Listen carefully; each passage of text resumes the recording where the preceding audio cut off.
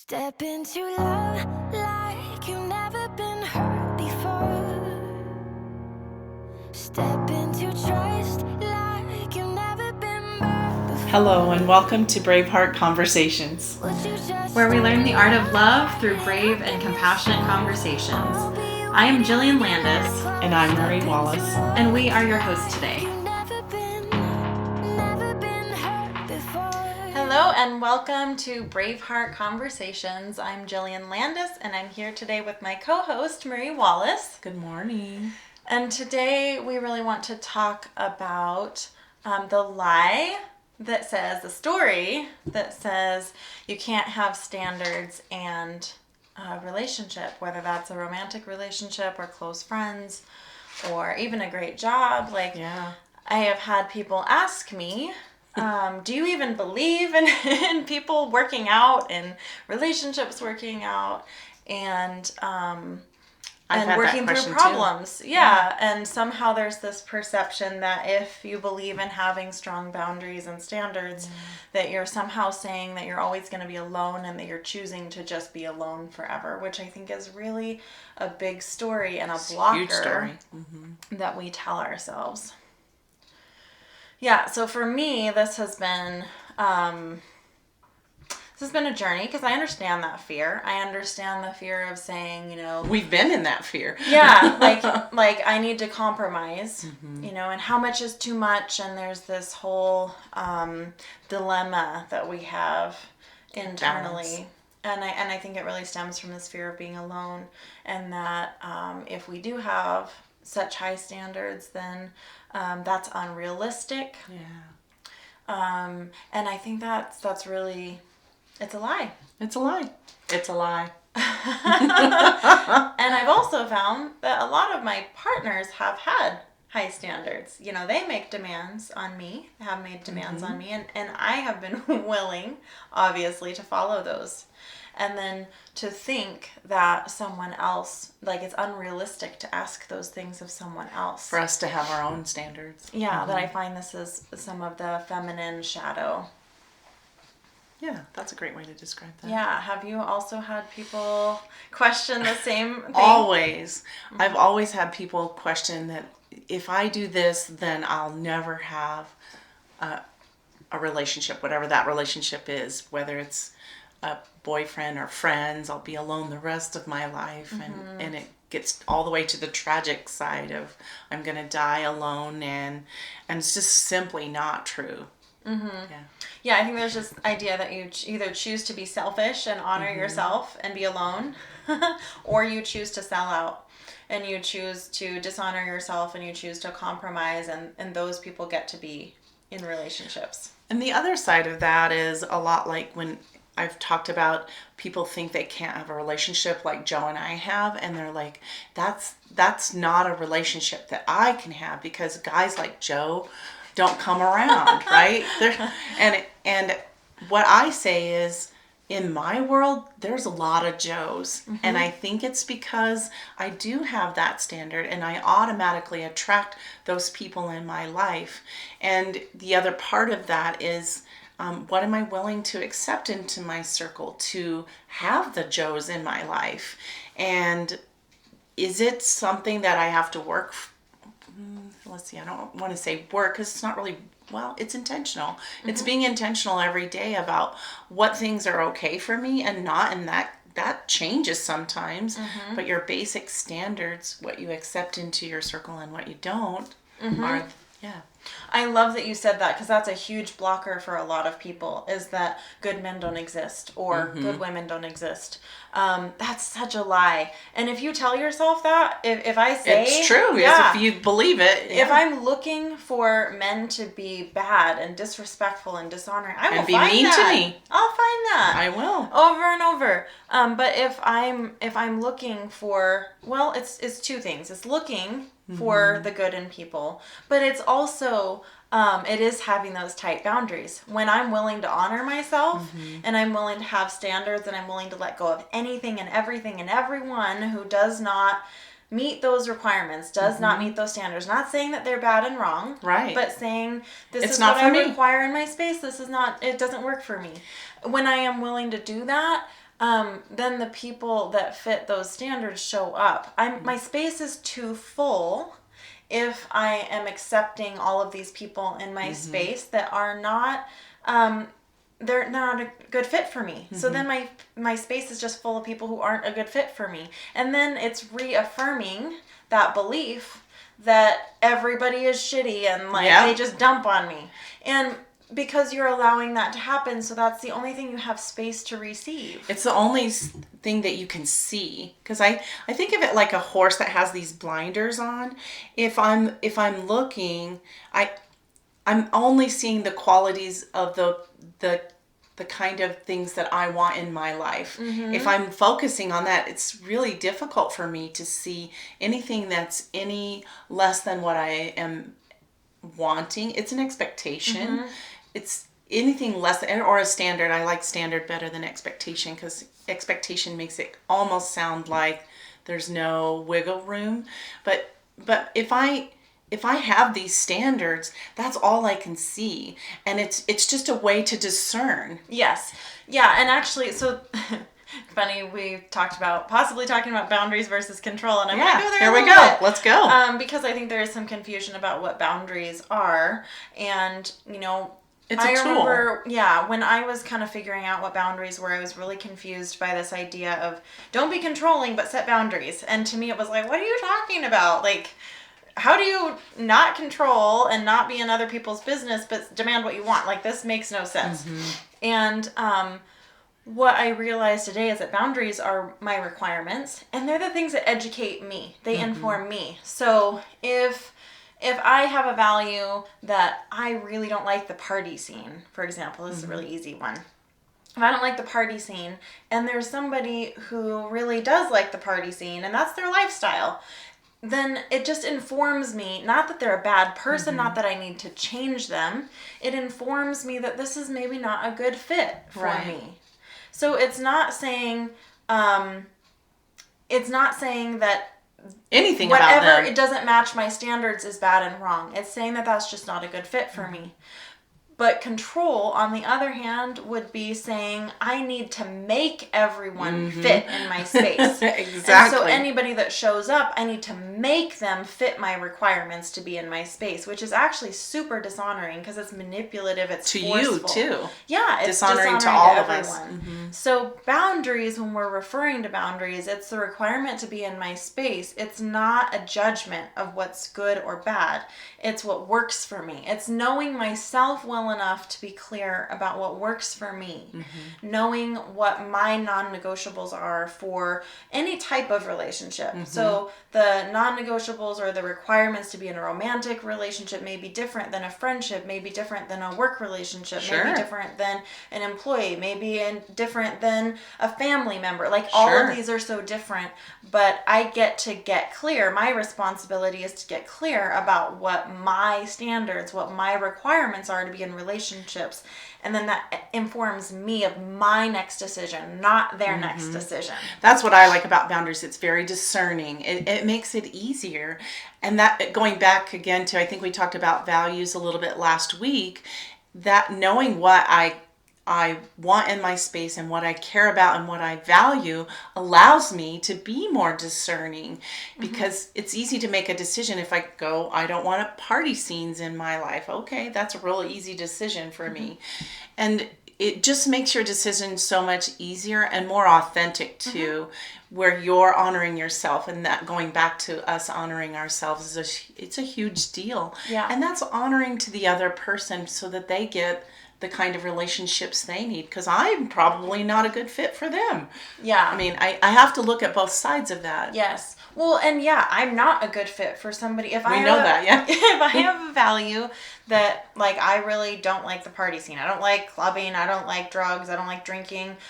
Yeah, I'm not a good fit for that person, because inevitably what will happen is if I force myself to be in their space and I force them to be in mine, then I'm going to inevitably try to change them. And that goes back to your control. That's the difference. Exactly. So by honoring my boundaries and what I do and don't desire in my space, I actually honor them best, because I can still love them and say, if that's what lights you up and that's what you love, go do for it. Yeah. Go do it all day long. It doesn't have anything to do with me. But if I put myself in their space, and now like it's shitting on me. I'm now affected by their lifestyle because I'm choosing to make myself be in their space. That does become really dishonoring to both of us. Well, and you're both unhappy in that relationship too. Yeah, definitely. Because you might be drug around moping about having to go. So if you ever find yourself having, that's what you're in trouble with. You're feeling like you're having to go because then that's a good indicator that the obligation. The obligation. Well, and also... because then you're both not happy. They're dragging you around and they're not having fun. I'm pretty sure if I don't like the party scene, I'm not going to be very much fun. Well, and the funny thing is, too, like, I've been in relationships or seen many relationships where it's like, that's the lifestyle they like, and then what I end up doing is, they must not love me. Oh, yeah, because they don't want to do what I want to do. They're choosing that instead of me, and it's like, no, they were already into that. Like, that's just who they are. So you get to just be honest, and this is where it really comes down to just being honest, pulling your head out of that denial that can really feel like a safe spot, and being honest and authentic about who that person is, really truly accepting them instead of trying to force them into being what you want them to be. So that's where the honor comes in, is accepting people where they're at for who they are instead of really kind of putting them in a box or trying to force them into a box. And I love that quote, when people show you their true colors, believe them. Believe them. Yeah, because if I want to see something in someone so badly that I really am perceiving them as different than who they are, that's pretty disrespectful. Very disrespectful. The other part I want to say is it's not an automatic non-negotiable, because it is possible that someone has a value that's different from mine and I can honor them and me at the same time. So you need to look at where that fits on your scale, from how much time you have, how much space you have for that person, and is this value they have that's honoring to them. Doesn't mean that they're automatically out of my space. It just means, do I have time in my space for this to allow them to go do the things they love and want to do, which is very important for any relationship, and still honor my space. I think there's a difference between conflicting values and preferences that we get to talk about. So, like, somebody can like basketball. Sure. And, like, that's not going to be oh my God, you like basketball, so I can't be in a relationship with you. No. Like, go play basketball. I just don't want to play basketball with you. Yeah. But if it is, like, a clash of values, like, let's say, substance abuse would be one. Different social activities that maybe you see as something that you don't want to have space for in your life. Monogamous relationships versus open relationships. Like, these are big things. Could be religion. Like, there are some value clashes that are... They're non-negotiables. You need to be on the same page. And then there's other preferences. Like, I like to go to conferences. Maybe they hate going to conferences. Like, who cares? Okay, like, you just do it separately. You know what I mean? That was a good clarification. The non-negotiables versus just an activity or preference. Preferences, yeah. Like, we get to be different people. We have different opinions. We have different preferences. That's always going to show up. Well, that's what makes things more fun. Yeah, we're different people. I would say there's a big problem if we're so enmeshed that we have to like everything the same. Like, I've seen that. Or that everyone is going to meet my needs, or I'll meet that person's every need too, because that's something that happens quite a bit. It is. In relationships. Yeah. If he loves me. Yeah, so there's definitely space for all of those differences. But we do get to be clear that when there's a big value clash, we get to just release that person. It's about being honest about who they are, being honest about who we are, and saying this just isn't a good fit. It's no judgment about me needing to change or no judgment about you needing to change. It's just not a good fit, and honoring that. But I see a lot of people in relationships trying to ram a round peg in a square hole, trying to force people to fit that don't fit because their values don't fit. And as much as I can use the the monogamous thing. If that's my value and I just try to make myself be okay with open relationships because that's what my partner wants, I'm going to be resentful and unhappy. I can't just change that about myself. I can't just change substance abuse or like some of these big issues. If somebody's really religious, like those are big things that we can't just force ourselves to change. Those are things that's a core value. Yeah, either I'm forcing them to compromise or I'm forcing me to compromise. It doesn't work. So going back to this lie that we have to compromise and basically sell out if we want to be in a relationship, I think we get to explore the idea, that maybe we've told ourselves a story, because there's a lot of people that have told themselves this story, but we've never tested it to see if that's true, because you actually have to let go of all of these people. Your fears too. You have to let go of your fears to see if it's true. And the thing is, like, take a risk. Yeah. From my experience, when I have watched people get brave enough to let people go and to completely revamp their life and let go of anything that doesn't honor them, space magically happens. Yeah, and they do find people that love and appreciate them and honor them, and that are much better matches as far as values go. They're still different people with different feelings and opinions and preferences, but their values match. Think of it as decluttering your house. So you get rid of all these things that don't serve you anymore. There's some clutter in the corner, or there's a couch that you don't like anymore, or when you move all of that out, there's so much spaciousness to enjoy something new and different, or more serving. So maybe now I want the colors in my house to be purple, which Joe would just hate. But no, I did go purple. I did, in the other room. Actually, I got one room. Because now that color serves me, or now that person serves this season and phase of my life. So it could be a season of people. It could just be, I just have to remove, and not to call people clutter. So please understand my heart there. Things that don't It's just fit. using a metaphor of it doesn't serve in this instance anymore. But I have to make room. If I'm still trying to hold on to this relationship and this relationship and this relationships because I'm so afraid and worried, well, first of all, I'm going to be spending all my time in worry. And second of all, I have no room for expansion or growth or those relationships that really bring me the joy that I've been seeking. Yeah, letting go is an absolutely essential piece of getting what you want, of having the life that you want. I think letting go is important, and then giving yourself permission to have what you want, because a lot of us feel guilty about having what we want and actually asking for it and demanding it. That's really tough, especially in the feminine energy. That shadow side of the feminine energy is so afraid of being inconvenient. It's so afraid of being selfish. We feel we're selfish. Yeah.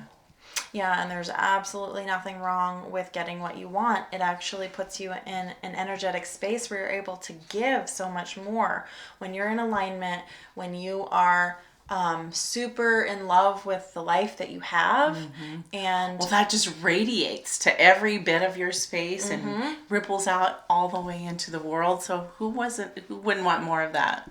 Yeah, and the funny thing is, like, when you do step out of all of that compromise, even when you are alone for a time, because there's always that space when we let go of something. You know, if I get rid of the couch, there's an empty space there for a bit, and we're waiting for a couch to show up or something to show up in that space.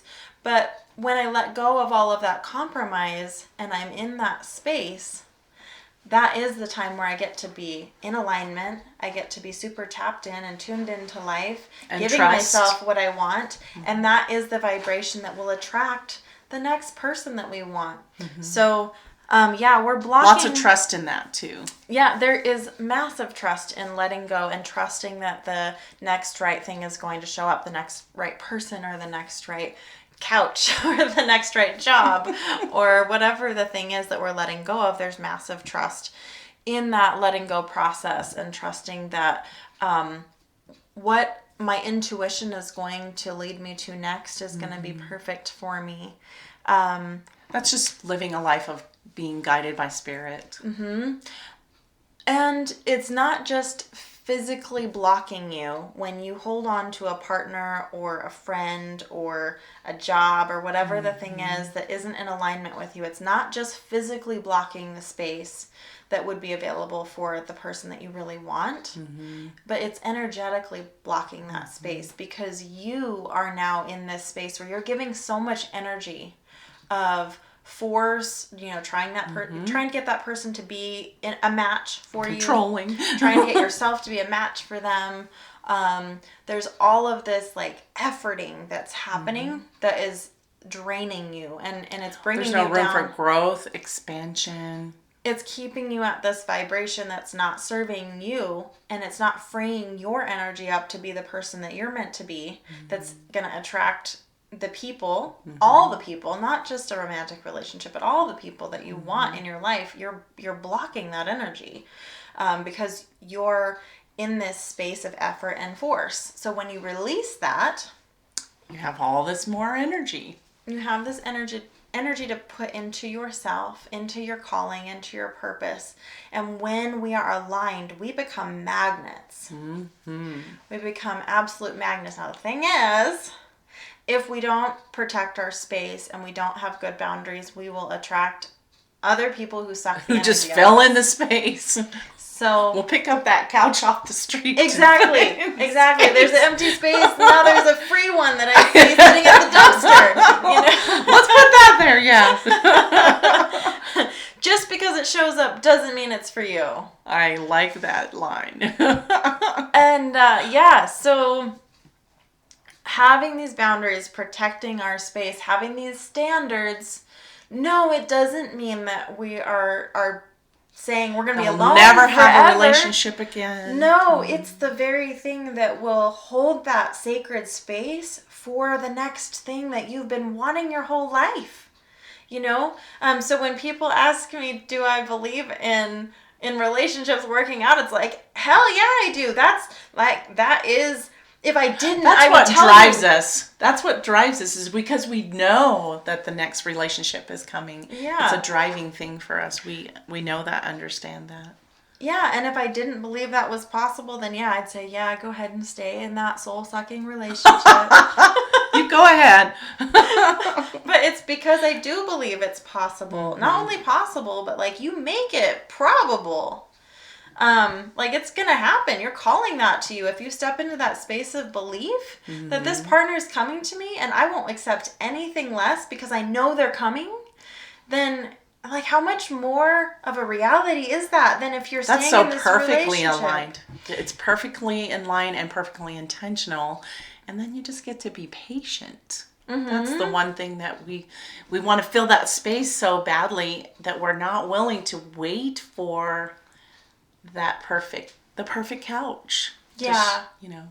Yeah, I mean, the perfect couch is there. Sometimes, we do get to have some openness because I do get to discover. Sometimes, this life is about discovering what I like, what I enjoy, because I don't know it all.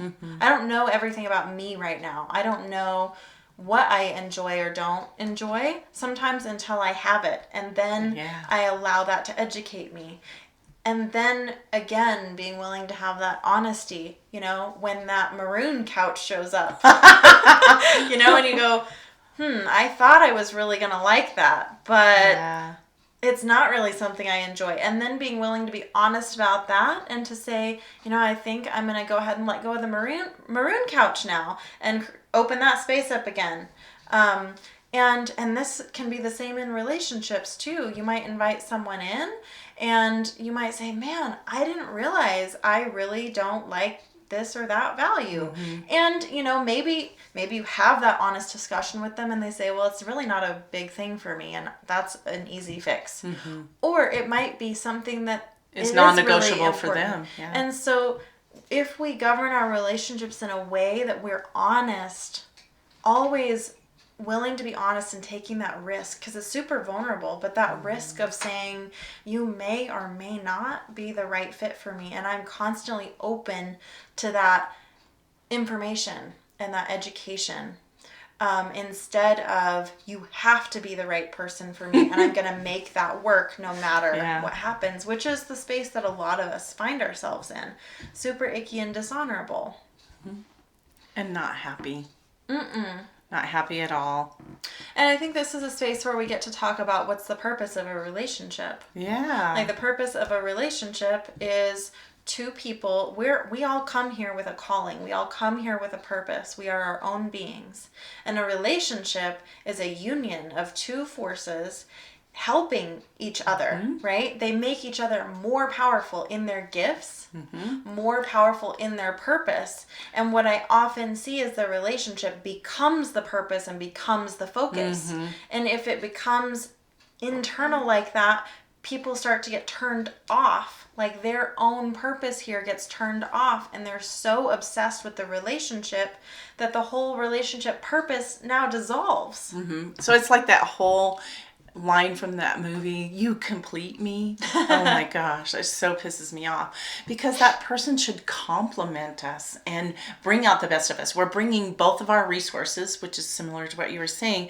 We're bringing all these new resources for me to try out and play with too, just so that's gifting me with something. And if I'm becoming enmeshed in forcing and controlling, I don't get to enjoy those new things to discover, play, be curious about.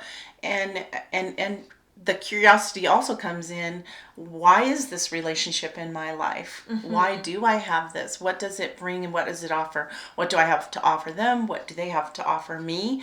And that just becomes, I don't know, it becomes a beautiful curiosity. Let's be curious about those relationships, and because when we're enmeshed, it just becomes unhappy again, like we were talking about. Yeah, when the priority is the relationship, there's this weird twisted energy that happens, instead of the focus being on this relationship is supporting and enhancing these two individuals, helping me grow, and instead of the two individuals enhancing the relationship. It becomes like a black hole. It's just like sucking everything in and collapsing each person. And I've seen a lot of soulless people like losing their identities to this relationship. And it's supposed to do the opposite. You know, our identities are supposed to be enhanced and upheld. And it's funny because I think of that "you complete me" thing as almost like a both and. Like, we're two whole people coming into this relationship. We're still whole people, two whole people, and then we complete a relationship. Yeah, I like that one. I like that way better, but it's like... But we don't lose our separateness. We don't lose who we are. We don't lose our wholeness as people, as individuals. And I see that as a really common slippery slope in relationships, as we lose our identity as individuals and our wholeness, and we start to become threatened by each other's wholeness. And then it's like, oh no, like if you're a whole person, like, you're not respecting the relationship. Well, no, actually the relationship is meant to respect these whole beings. Like, the whole purpose of this relationship is to create this beautiful space for these people to be safe, to be vulnerable with each other, and to that's where grow. Intimacy comes from. Yeah. So it's a both and. You're coming to the table whole, and then you're creating a whole relationship. I think a really great indicator, people have asked, you know, how do I know if a relationship is toxic? And I think a great indicator is if the relationship is taking more energy from you, like distracting you from your purpose on this planet, then the relationship has lost its focus. The relationship is meant to enhance both of you in your purpose on this planet and your calling. It's supposed to make you and more fuel powerful, you, more strong, fuel you. Yes. And so if you're experiencing the opposite and that relationship is draining you and is taking more energy and is distracting you, then you really get to take a hard look at, you know, do we need to go get some help to get back on track and to clean up some of these things that have become drains? Or is this relationship really just not a fit? Yeah. Maybe it was a season instead of a lifelong partnership, which there's nothing wrong with seasons. They're just as beneficial. Yeah, but we get to be honest. We get to come to the table and be willing to look at everything candidly, even if the answer is unpleasant. It just makes room. It makes room for something more pleasant. And that's why this is called Braveheart Conversations, right? We have to have these, yes. So it takes so much courage and bravery to come to the table of any relationship and really be honest. And look at it with a very clear eye. Yep. All right. Yeah. So hopefully you all see, like, get rid of the stories. Like, if you think that you having standards means that you have to give up having a great relationship, that is absolutely not the case. Just a story. It is just a story. Hanging on to a relationship that isn't working is blocking you from having the greatest relationship that you dream joy. of. Yeah, it is possible, but it does require you to be honest and to let go of anything that's not in alignment. Not saying that your relationship is, because maybe it's not. Maybe it just needs some tweaks. Maybe it's functioning great. So there is absolutely space for that. Yeah. So, good conversation. Yeah, thank you for joining us in this conversation. And we are here every Thursday. We would love to hear any of your questions and comments. If you have anything to share about this particular comment or this conversation, or if you would like to ask your own questions, you have some of your own dilemmas, challenges, even successes, we'd love to hear it all. We love those. We want to hear your stories. So if you want to contact us, you can reach me at defytheaverage@gmail.com. And Marie at mariesgold.com. And with that, we will wrap up and we will talk to you all again next week. Bye-bye. Bye-bye. Step into love like you've never been hurt before. Step into trust like you've never been burned before. Would you just open your